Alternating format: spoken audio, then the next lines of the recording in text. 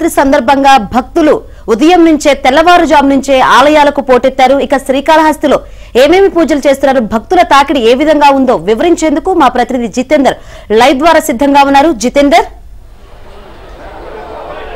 శంకరి మహాశివరాత్రి పర్వదినాన్ని పురస్కరించుకొని దక్షిణ కాశీగా పేరుగాంచినటువంటి శ్రీకాళహస్తి దర్శనార్థం వేకోజాము నుంచే భక్తులు పోటెత్తారు. వేకోజాము ముందుగా ఆలయాన్ని తెరిచినటువంటి అర్చకులు స్వామివారి కైంకర్యాలు నిర్వహించి 1 గంట నుంచి కూడా భక్తులను దర్శనానికి అనుమతిస్తున్నారు. వేలాదిగా భక్తులు తరలి వస్తూ ఉండడంతో ఇప్పటి వరకు కూడా దాదాపు 20,000 మందికి పైగా భక్తులు స్వామివారిని కూడా దర్శించుకున్నటువంటి పరిస్థితి ఉంది. మరికొద్దిసేపట్లో ఇంకా భక్తుల రద్దీ కూడా పెరిగేటటువంటి అవకాశం ఉన్న నేపథ్యంలో అధికారులు భక్తుల రద్దీని ముందుగానే ఊహించి ఇక్కడ ప్రత్యేక ఏర్పాట్లు కూడా చేసినటువంటి పరిస్థితి ఉంది.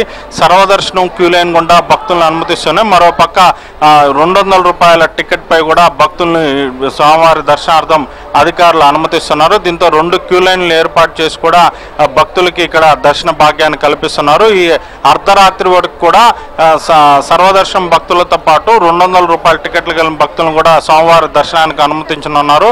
అర్ధరాత్రి తిరిగి స్వామివారికి లింగోద్భవ దర్శనం కూడా ఉంది.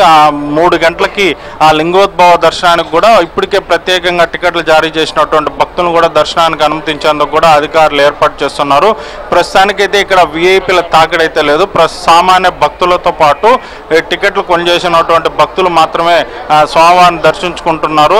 ఈ ఉదయం 10 గంటల తర్వాత కూడా ప్రముఖులు కూడా క్యూ లైన్ల వద్దకు వచ్చే అవకాశం ఉండడంతో వాళ్ళకు కూడా సపరేట్గా క్యూ లైన్ల ద్వారా దర్శనానికి అనుమతించేందుకు కూడా అధికారులు ఏర్పాటు చేస్తున్నటువంటి పరిస్థితి ఉంది. ఈ నిరంతరాయంగా దాదాపు 24 గంటల పాటు కూడా ఈరోజు భక్తుల్ని దర్శనానికి అనుమతించేటటువంటి అవకాశం ఉంది. 2 లక్షల నుంచి 2.5 లక్షల మంది భక్తులు ఆ స్వామివారిని దర్శించుకునే విధంగా కూడా ఇప్పటికే అధికారులు ఏర్పాటు చేశారు. మరోవైపు ఎండ తీవ్రత కూడా ఎక్కువ ఉన్న నేపథ్యంలో క్యూ లైన్లో భక్తులకి ఎక్కడా కూడా ఎటువంటి ఇబ్బందులు తలెత్తకుండా కూడా అధికారులు ప్రత్యేకంగా ఏర్పాట్లు చేశారు.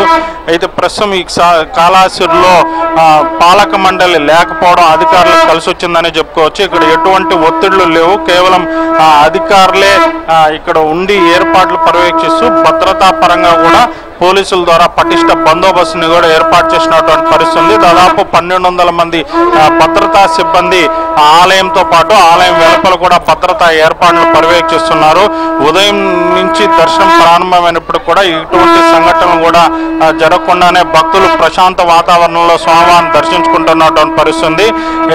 చిత్తూరు జిల్లా నుంచే కాక పక్క రాష్ట్రాలైనటువంటి తమిళనాడు అలాగే కర్ణాటక నుంచి కూడా భక్తులు స్వామివారి దర్శనార్థం తరలి వస్తున్నటువంటి నేపథ్యంలో ఎక్కడ కూడా భక్తులకి ఇబ్బందులు తలెత్తకుండా అధికారులు ఏర్పాటు చేయడంతో ప్రస్తుతానికి భక్తులంతా కూడా ప్రశాంత వాతావరణంలో స్వామివారిని దర్శించుకుంటున్నటువంటి పరిస్థితి ఉంది. ఆలయం లోపల కూడా ఆలయాన్ని అత్యంత సుందరంగా తీర్చిదిద్దినటువంటి పరిస్థితి ఉంది. వివిధ రకాల పుష్పాలతో పాటు పండ్లతో కూడా ఆలయాన్ని సుందరంగా కూడా అలంకరించడంతో స్వామివారి దర్శనార్థం వస్తున్నటువంటి భక్తులకి పుష్పాలను కూడా అదనపు ఆకర్షణగా కూడా నిలుస్తూ ఉంది.